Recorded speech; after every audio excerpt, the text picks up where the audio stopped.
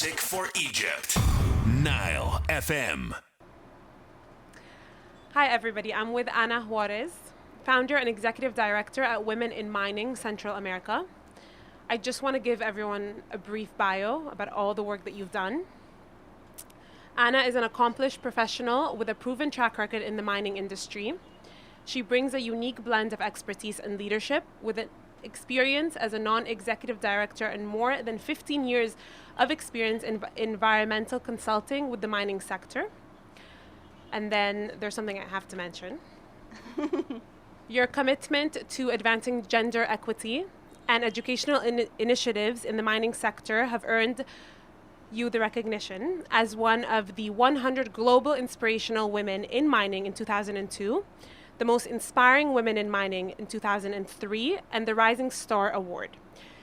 She is also one of the first Central American women to join the board of directors of a publicly listed mining company. You've also wrote a book titled your best-selling book, The Adventures of Ana in the Mine, which you just told me was translated into 8 languages. Thank you so much for being here. Welcome. No, thank you so much for the invitation. It's a real honor.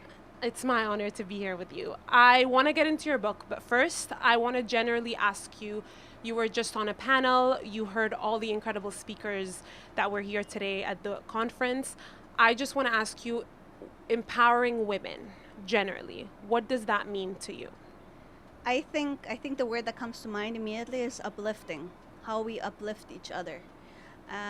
We cannot uplift ourselves. It has to come from someone else. And the support, it's not yourself working on, of course you will work on your education and so many things, but you need people to support you in whatever you're doing. Mm-hmm. You cannot be a leader if you don't have followers. You cannot achieve great things by yourself either. So I think it has to be part of a group of people supporting you to get there. And I think that's when we think about women empowerment, we think about who is that you're supporting, of course, as well, but who is you're getting support to be in that position as well. I want to ask you about your work specifically in mining, because you don't see women in that field often. Yeah. How have you broken those barriers to reach all the success you've reached today? I mean, mining is has such a long history in our world. I've been in Egypt right now for the last week, and we visited so many places, and everything I saw comes from mining. Yeah. So it's not something that's new.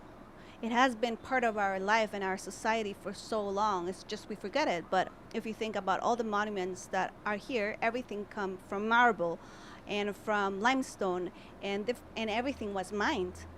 So mining has been always there, but women have not always been part of the industry. So if you think about what is happening now, we have around 8 to 17% of women representation in the workforce, in the mining workforce. So it's very low. If you consider that in other industries, you have around 35%. I think that's what worldwide is like the percentage that's used. So we're almost 20% down on the mining industry. If we think about women in leadership position in mining industry, that gives even lower. Last time I was hearing something of CEO positions is like less than 3, 4, 5%. Yeah. So it's very, very few women that are in mining that are working as CEOs. If you think board positions, it gets even harder. Of course, nowadays with so many quotas needed to fill, it has changed and it has evolved. We have more women representing, but where there are no quotas, where they don't need to comply, they're still very low. If I think about women like myself, Latinas, that are women that are also young and that are women of color, and below 60, I must say, because all the men are mainly white and then are also older. So we are around 1%. Just very, very few women that are managing to be in the mining industry. So it's a bit hard, it hurts to say it, but it's a reality. We are not enough women. And I think, and I was mentioning this in the panel before, and I think one of the things is that it's very technical industry. We don't want women just to be in the administrative side. Mm-hmm. There's not enough roles also in the administrative side. We also need women on the technical sides. And I think that's where we're lacking. There's not enough women in our countries, at least. I think I heard right now on the panel there's some differences in these countries, which I'm really happy to see. But in our countries, we see that there's not enough women studying STEM roles. Yeah. Anything STEM related, engineering, mathematics, geology, that's where we do, and mining engineering. So a lot of these roles cannot be filled by women because women don't study those careers. So it's a hard process to do. We see that there's still a lot of change that we need to do. But yeah, it's a reality that we are facing. I want to ask you a follow-up to that question, because this is a conference about women, and a lot of the previous speakers that I've spoken to said that gender, it takes a village. So it takes two to create that equality, men and women. And Yeah. when asking about women, there's such stereotypical and biased questions that I can ask, but unfortunately, you have to ask them to kind of get to the progress of where we're trying to reach and what we're trying to achieve. So when people hear about your career, when you walk into a room, do you feel like there's still something to be proven? Oh, 100%. Still. Still. After 100%. everything you've accomplished? Yes, 100%.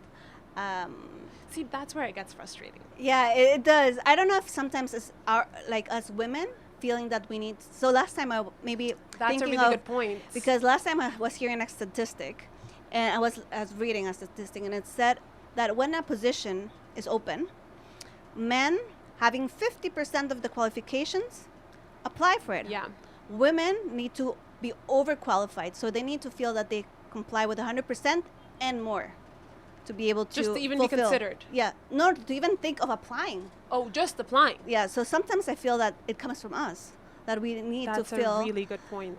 that we need to be super sure that we're going to do the work good. So I think sometimes it doesn't come from men, sometimes it comes from our backgrounds and the way sometimes we were grown up. That And we're always underestimated. Yeah. So you always feel like you have to overcompensate in Yeah. all areas of life. Yeah, and I thought when I was seeing at the panels, a lot of women doctors, so a lot of very well prepared women, that very skilled women. And then I see the men, of course they were skilled too, but they were not as qualified as the women. So I think we as women always try to overachieve because we feel that we need to prove that we are worthy of the seat. Yeah, that's such a good point. I'm very glad that you talked about that. I want to get into your book, just to pivot quickly, because I think it's such a beautiful accomplishment. It's not easy to write a book. And what inspired you with the career that you do have to put it into a book? So we saw a lot of gaps that we have Yeah. as women in the industry. One of them, as I mentioned, was the STEM gap. We didn't see enough women that studied STEM science to be able to fulfill roles. And then, of course, we don't have enough women working in the mining industry. So one of the things is I started a non-for-profit called Women in Mining Central America. My real work is I'm an environmental consultant, which is funny.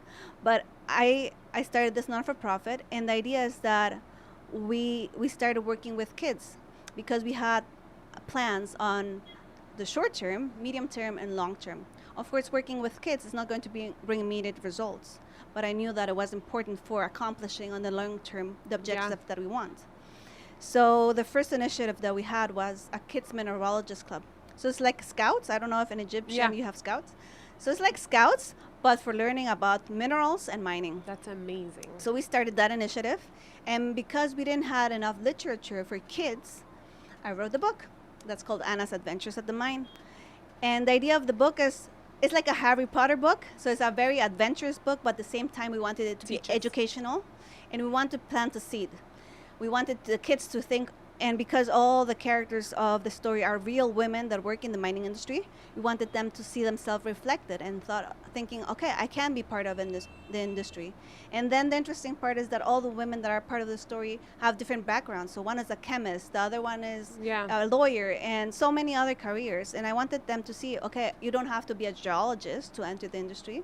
You can be so many things and still be part of it. So this is our little seed that we wanted to do to be able to encourage our kids. Of course, it grew much more than I would have ever thought. In 6 months, we had a 38 Amazon bestseller list. We had the book translated is coming out in other languages right now, but almost counting eight languages about to come out, with German and Chinese coming out soon as well. So it has been, and it was distributed around the world, which was incredible to get pictures from kids from Greece, from South Africa, from Argentina, from Yeah. really all the parts of the world, and being part of seeing themselves being part of the industry. So that was an interesting process to do. And I hope that it supports the vision that I have of having more women. I think you explained it perfectly, because I think especially with the new generation of parents with young kids, they like starting their kids off young, and kids now are so much more, I think, smarter, open to more adventures, and you're trying so hard to steer them away from all the technology that I think with books that are educational, it's such a good way to start small and build that. And like you said, long term, I think it's going to show incredible results. Yeah. I can't thank you enough for your time. It was a pleasure. Congratulations on all your achievements. And Thank I you. hope there will be another book. Thank you so much. Thank you so much. Thank you so much. Stay tuned with us. We are still covering the conference with a couple of interviews left. Nile.